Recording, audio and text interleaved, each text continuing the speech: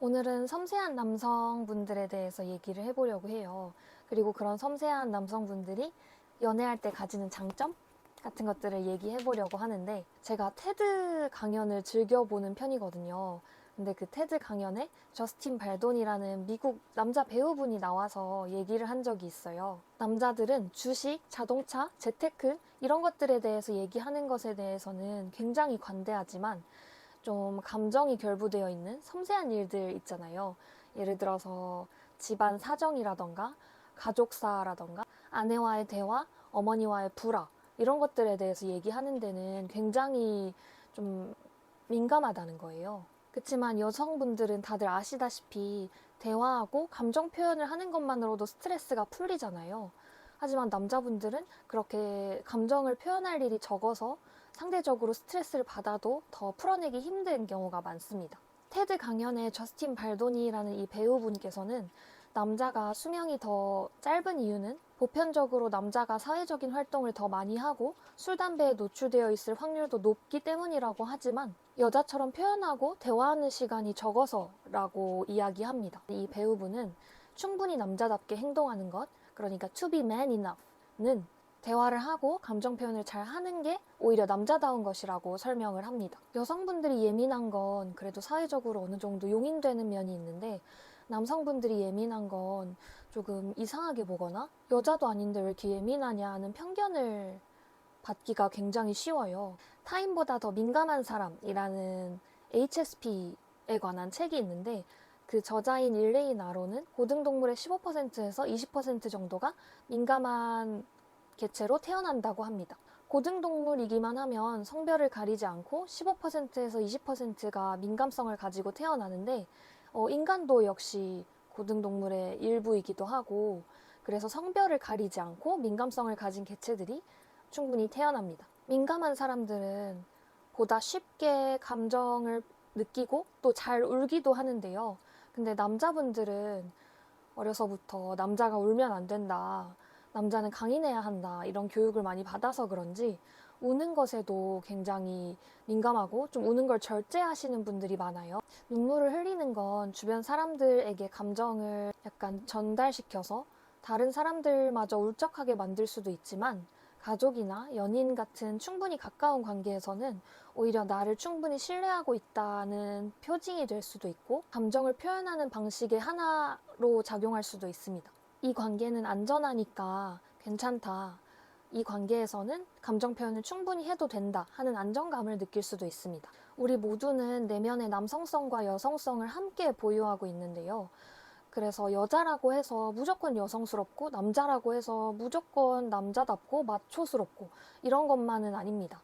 남성성과 여성성이 적당히 혼재되어 있는 경우도 있고, 남성임에도 여성성이 더 큰 경우도 있습니다. 이때 여성성이 좀 강한 남자분들의 경우에는 내 성별은 남자인데 나는 왜 이렇게 섬세하고 민감하고 감정 표현을 잘하고 잘 울까?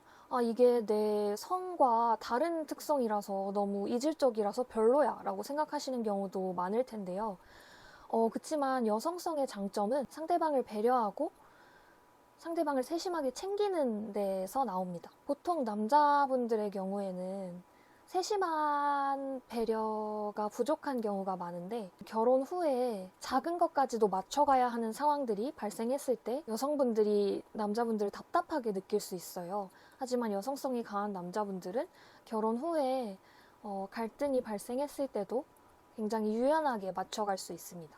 적당한 여성성을 갖추고 있는 것이 남성성만 가지고 있는 것보다 서로가 서로를 이해하는 데 도움이 되고, 그리고 결혼 후에 갈등을 줄이는 데도 도움이 되고, 이혼율도 낮은 편이라고 알려져 있습니다. 본인이 본인의 민감성을 활용해서 내 배우자나 연인을 배려할 수 있다는 생각을 한다면 나의 민감성이 되려 축복이고 감사할 일이라는 생각을 할 수 있지 않을까요? 섬세한 사람은 연인으로서도 완전 제격인데요. 일반적인 남자분들이라면 지나쳤을 법한 사소한 일도 기억해주고, 좀 둔감한 여성분들이라면 자기 자신의 생리 주기를 잘 챙기지 못하는 경우도 생길 텐데, 섬세한 남성분들은 그런 것도 잘 기억해서 얘기해주고 상대방을 배려하는 데 특화가 되어 있기 때문에 여행을 가거나 데이트를 할 때 상대방이 좋아할 만한 장소를 미리 골라서 추천하고 그곳으로 놀러 가고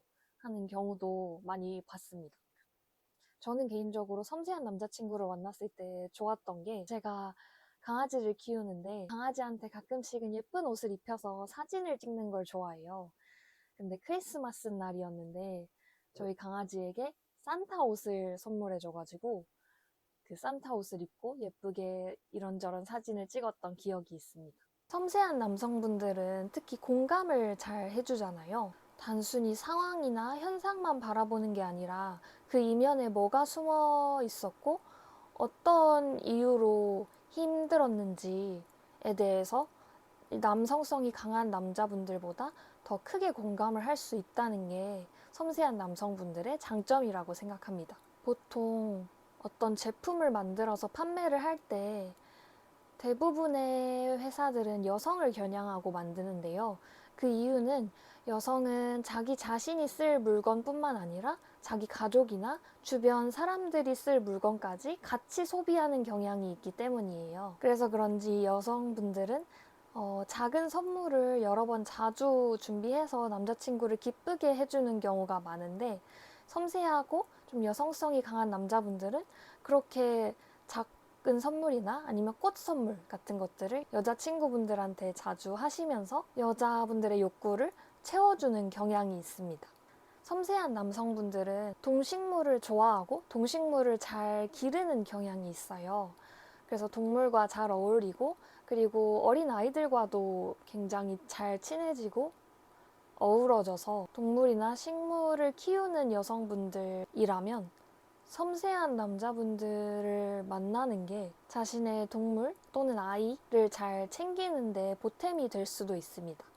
민감성을 가진 것에 대해서 너무 좋지 않다고 생각하고 내가 남잔데 왜 이렇게 남자답지 못한 특성을 가졌을까라고 생각을 해보셨을 법한 분들을 위해서 여자 입장에서 섬세한 남자가 어떻게 보이는지에 대해서 얘기를 해봤습니다. 영상 시청해주셔서 감사하고 다음번에는 타인보다 더 민감한 사람이라는 책을 요약해서 HSP 분들이 어떤 걸 참고하면 좋을지 영상을 찍어서 보여드리겠습니다.